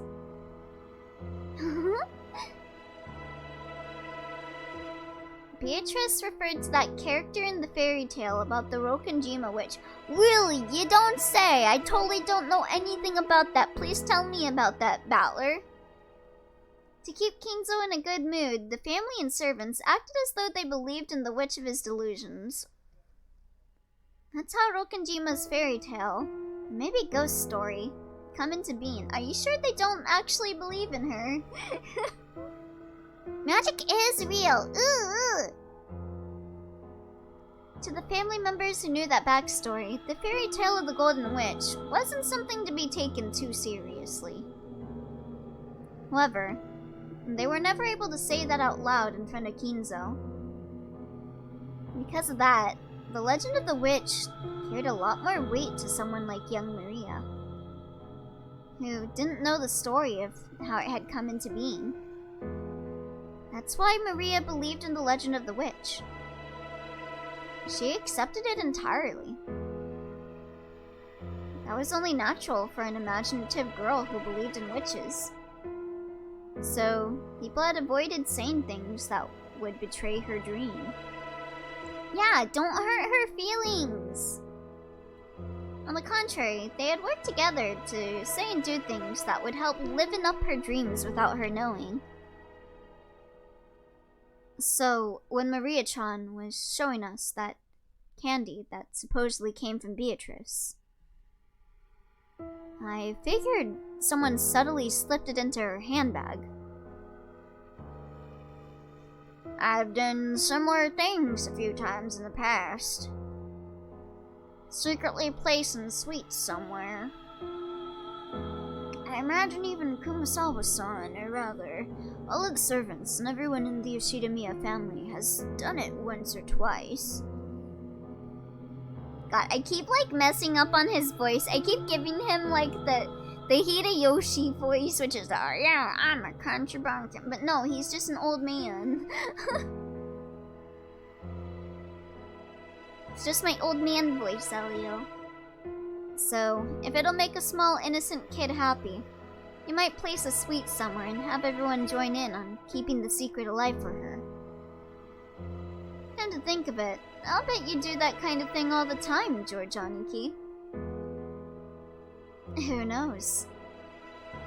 It'd probably be boorish to admit to such a thing out loud. George admitted it while being extremely wary that Maria didn't find out. Aww. In other words, it's kind of like That's my title! That's my title! That's what I named the stream! Are they actually gonna start talking about Santa Claus? If Santa isn't real, then how come the cookies go missing every night, Battler? Santa is real. To protect a kid's dreams, the parents plot together and lie, setting presents at the bedside of a child fast asleep. Are you sure? I don't think my parent would slide down the chimney. After all, you want to protect a child's dreams, right? Obviously, I've known Santa doesn't exist for a long time now. Look at these Santa deniers. If there's no reason to wake up from a dream like that, I wish I could have believed it all my life.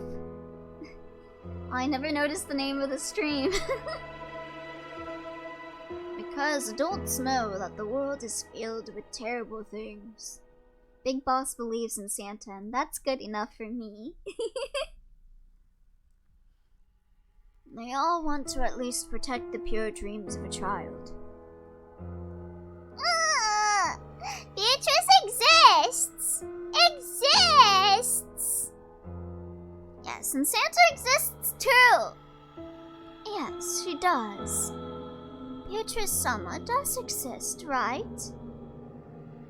Some time ago, when I was drying mackerel to make some black tea, suddenly... Aww. Well, it basically goes something like that. Supposedly, at least. So, simply put, this was supposed to be a witch that no one but Maria believed in. God fucking damn it, Grandma. Not mackerel stories again. I wouldn't phrase it quite like that. The point isn't that we didn't believe. We were all trying to give her a chance to believe. Let Grandma be, I'll fight you. Yeah, keep talking about mackerels, Grandma. I love when you go off on tangents talking about mackerels. So this is about not betraying a child's innocence. But Santa doesn't exist in reality. You're wrong! Battler, you're wrong! If you don't want kids to be all disappointed when they learn the truth, You'd be better off not showing them that dream in the first place. Look at this Santa denier. There's something fishy about those stories. Is the fact that I think like this proof that I'm still a long way from becoming a full adult? The true nature of the Rokenjima witch was finally starting to take shape in Battler's mind. Magic isn't real, and neither is Santa. However, their current situation overrode this understanding. Maria is hyperfixated on witches, Grandma, and Mackerel. They are blessed in their own way. L take. Hey there, Skyrecon. Beep boop. I will slap you with a mackerel. I practiced that for too much time in TF2. If Santa doesn't exist, then how come you can write to the North Pole, huh? Yeah, why is there a tracker for him? That reminds me of one tweet that I quoted on Twitter. Let me see if I can find it. It was pretty recent. It was like, what's a Christmas take that will have everyone like playing you alive? And like the person was like, if you believe in Santa, you are legitimately dumb. And then like the community notes came in clutch and they're like, Santa is real.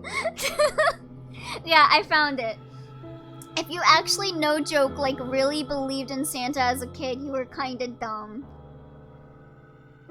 Ah, damn it, they got rid of the community notes. There was a community note. There it is. Santa is real.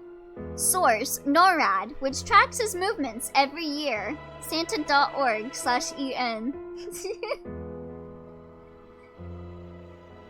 Does Santa pay taxes? Maybe. Maybe he doesn't need to pay taxes. I'd like to see you try. In fact, it completely overturned its very premise. So, we thought we knew what was going on, but now Beatrice Selma the Witch has actually appeared in reality. Is that it?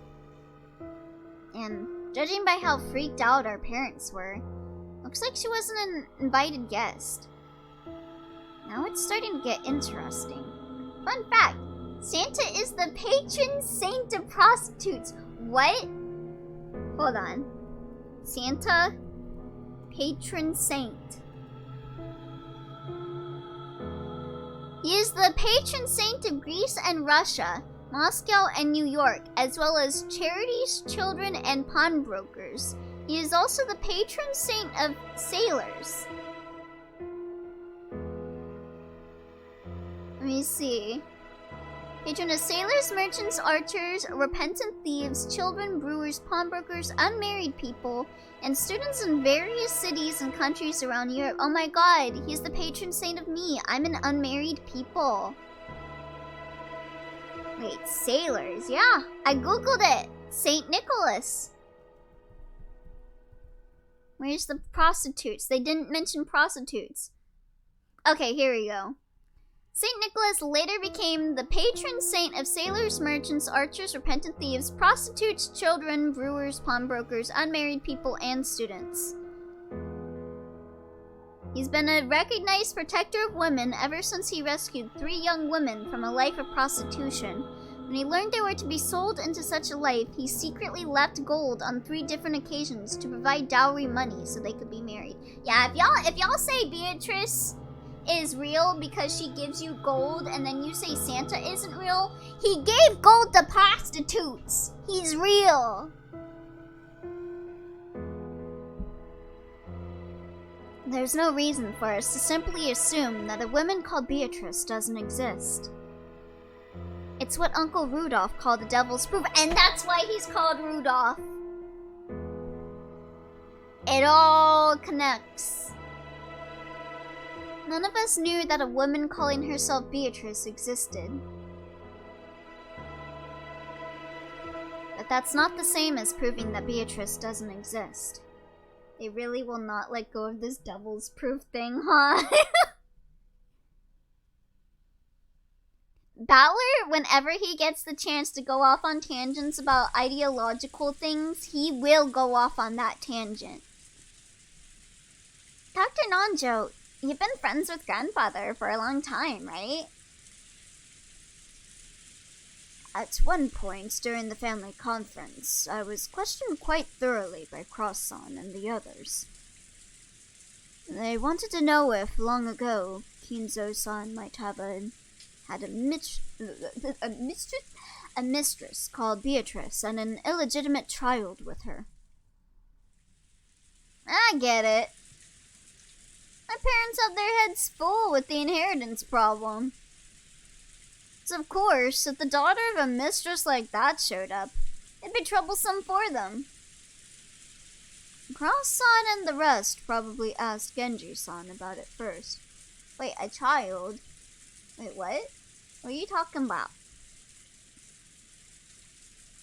However, Genji-san is an aide who's sworn loyalty to Kinzo-san, and is probably a friend more trusted by Kinzo-san than myself. I doubt he told them anything. So next, they want to ask me, as an old friend of his. And? Did grandfather have a lover called Beatrice, Dr. Nonjo? He wishes he had a lover named Beatrice, that's for damn sure.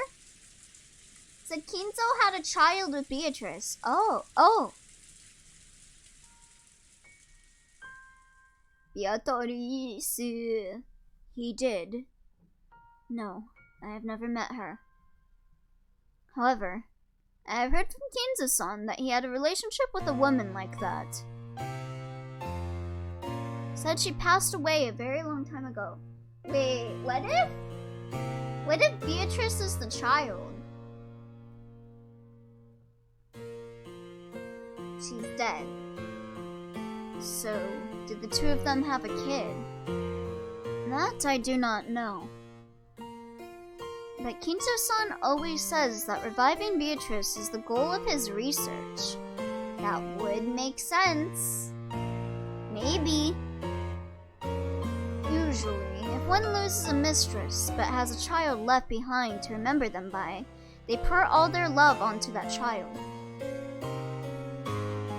Therefore, we naturally assumed that there was no such child between Kinzo-san and Beatrice.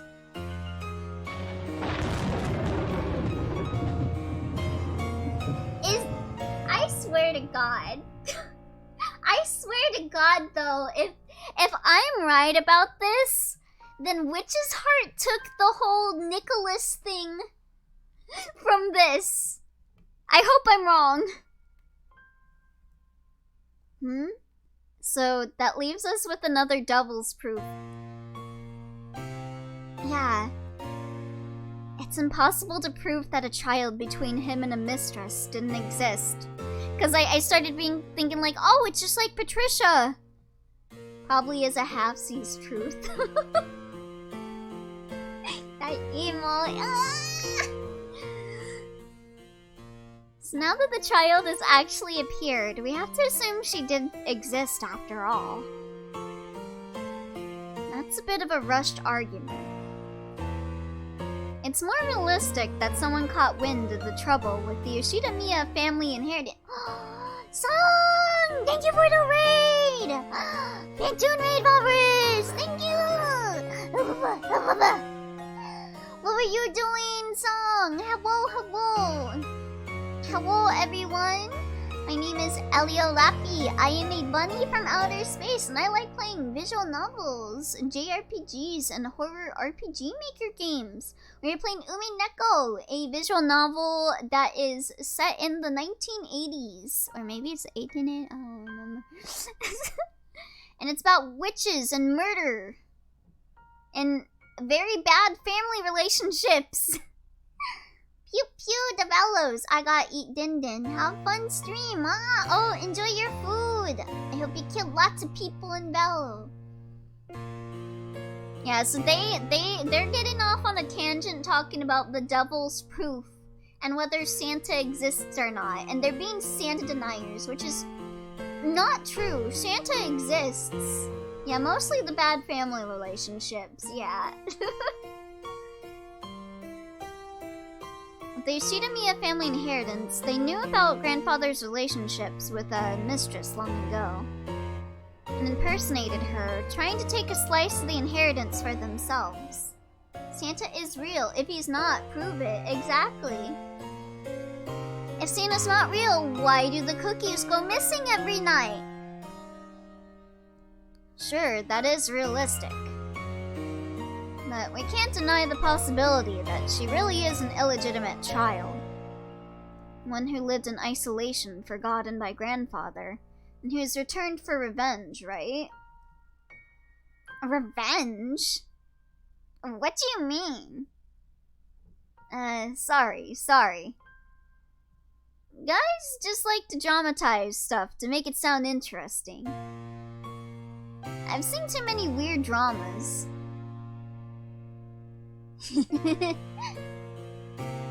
Normally that might have come off as a light joke.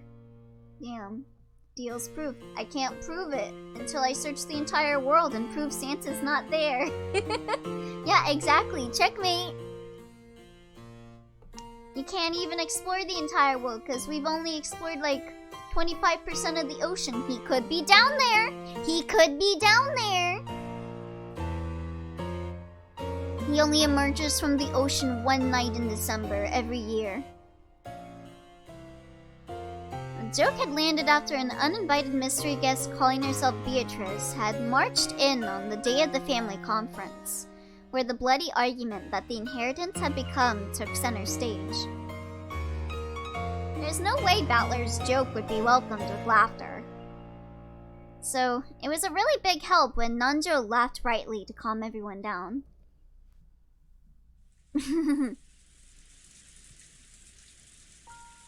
I see. That does sound quite intriguing. I would love to read a novel with a plot like that. Well, have I got the great novel for you? It's called Umineko no Naku Koro ni.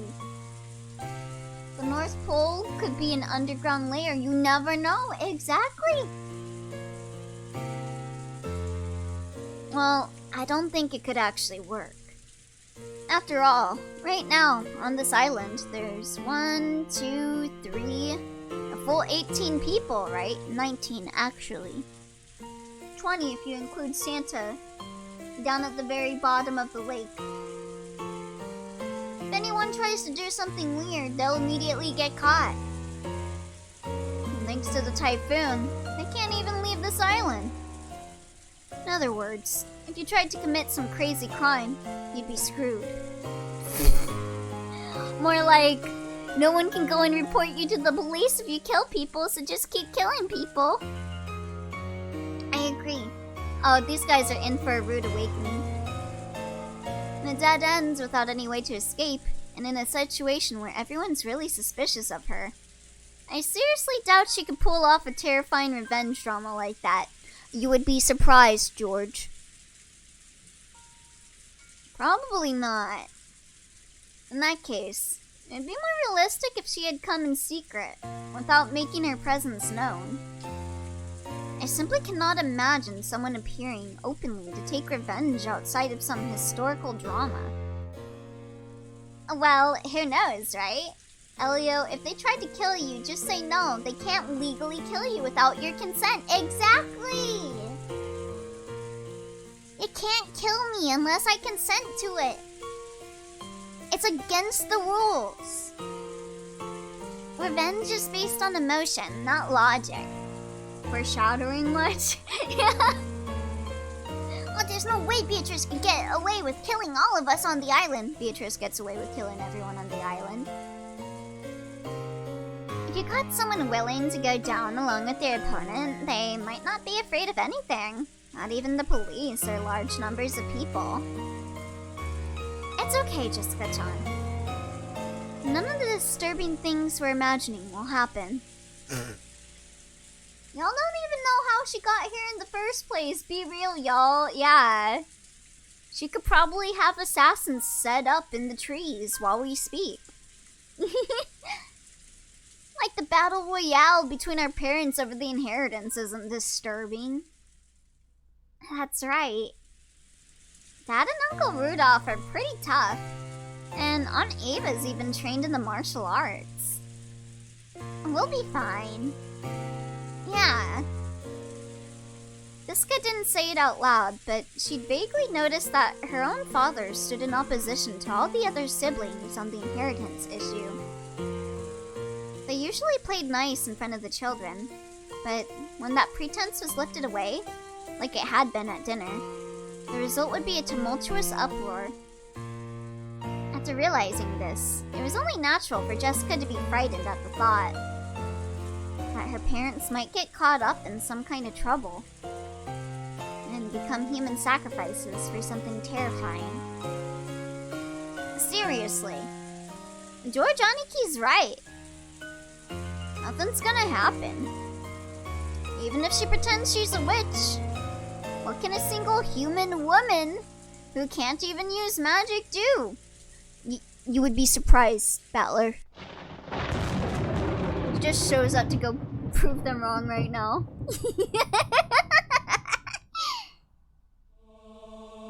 The sudden creepy laugh made all of them jump.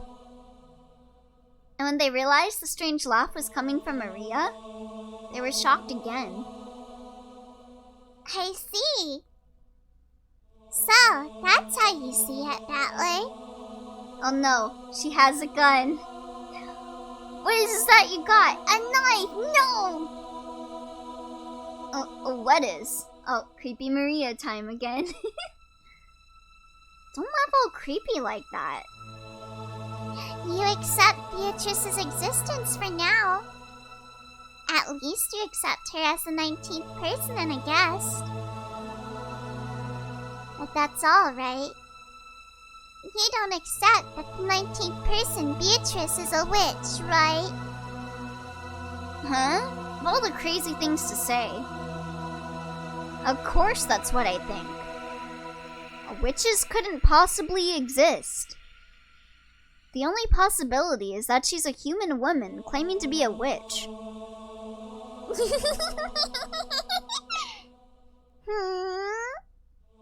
Isn't that odd, Batley?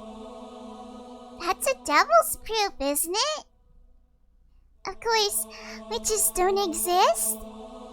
But just because you've never met a witch, that doesn't mean you've proven that witches don't exist, right? Checkmate! See, Santa does exist! Take that, Battler! That's right.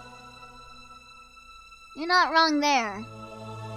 I can't prove that witches don't exist. However, even if I can't prove it, I can claim it. Check and mate. Pieces eaten! I claim that witches don't exist.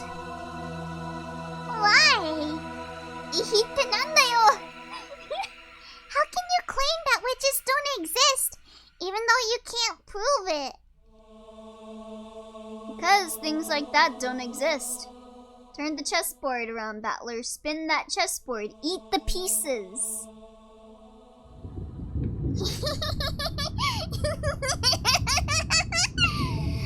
So that's QED. You finished your proof without any evidence or basis? Now there's a typical case of the ignorant willfully ignoring the shallowness of their own knowledge. Damn. A reckless suspension of thought.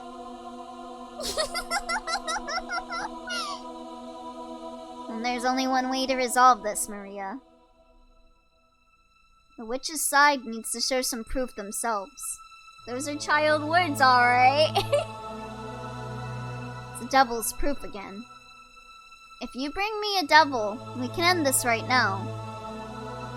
In this case, we can just get this woman calling herself Beatrice to display some wonderful, magnificent magic like the twinkling stars.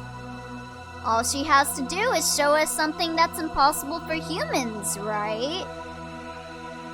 Come now, you two. Ayo, summon ritual? Let's go. Please, settle down. Kumasawa noticed that the atmosphere between them was getting worse and tried to calm them. It seemed as though Battler quickly realized that he wasn't acting like an adult. But Maria's expression didn't loosen. And she laughed. As she laughed creepily, she kept staring at Battler. If you quit it too, Maria, let's get back in a good mood, okay?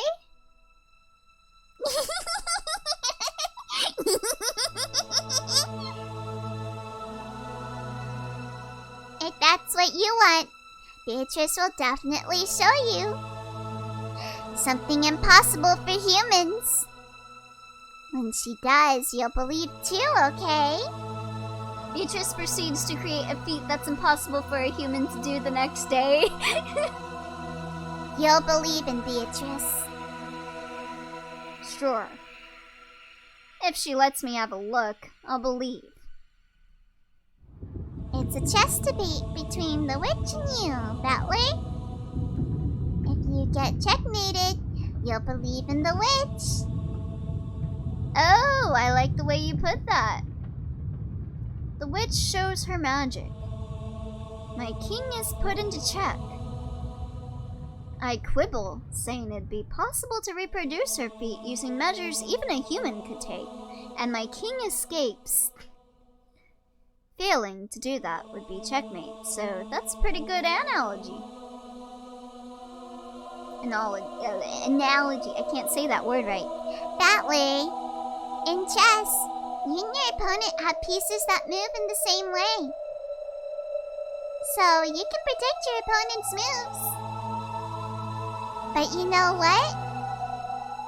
What you aren't expecting is that your opponent's pieces might be able to move in ways far stranger than yours.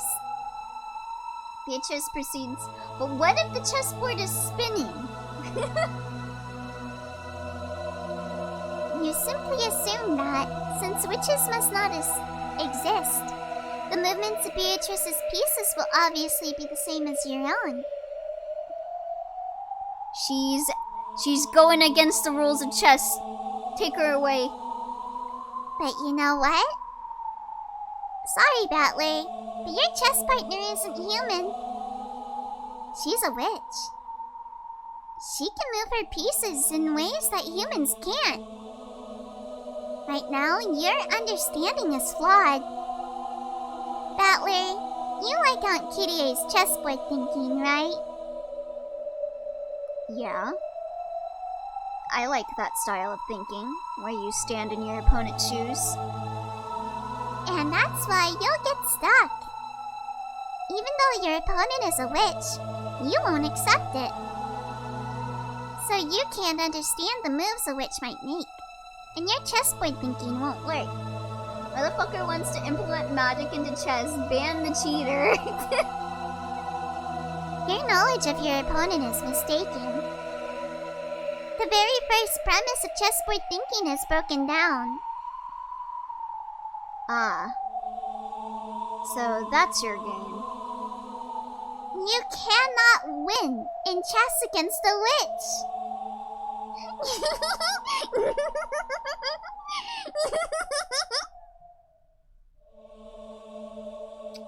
Not if I eat her chess pieces, though.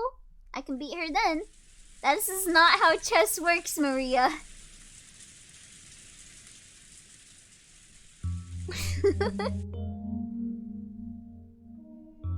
I don't know what happened after that. If Battler wins this one, I'm drawing him dunking on Beatrice. These servants were strictly ordered not to approach the dining room. Yeah, because Beto is eating the pieces. I see. So, Shannon, have you ever met this person called Beatrice before? I don't know. That was a slightly odd way to say it.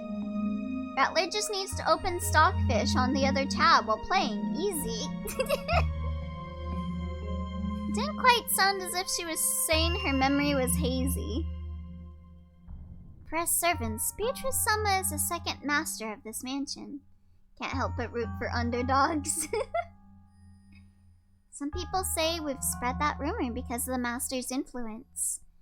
But even when I just started working here, the story of Beatrice Sama was already being whispered of. I've heard about it before. If you don't show her respect, you'll get cursed. At least one servant actually did meet with an accident, right? Battler can use the technique of Magnus. I can get the hardware. Nani? What was that? Anyway, I think here's a good place. This is a good place to end for Umineko. I'm gonna go on a break and eat a sandwich. And then we will play some Lobotomy Corporation. So I'll see you guys in a few minutes. Let me put on some music. And I'll be back.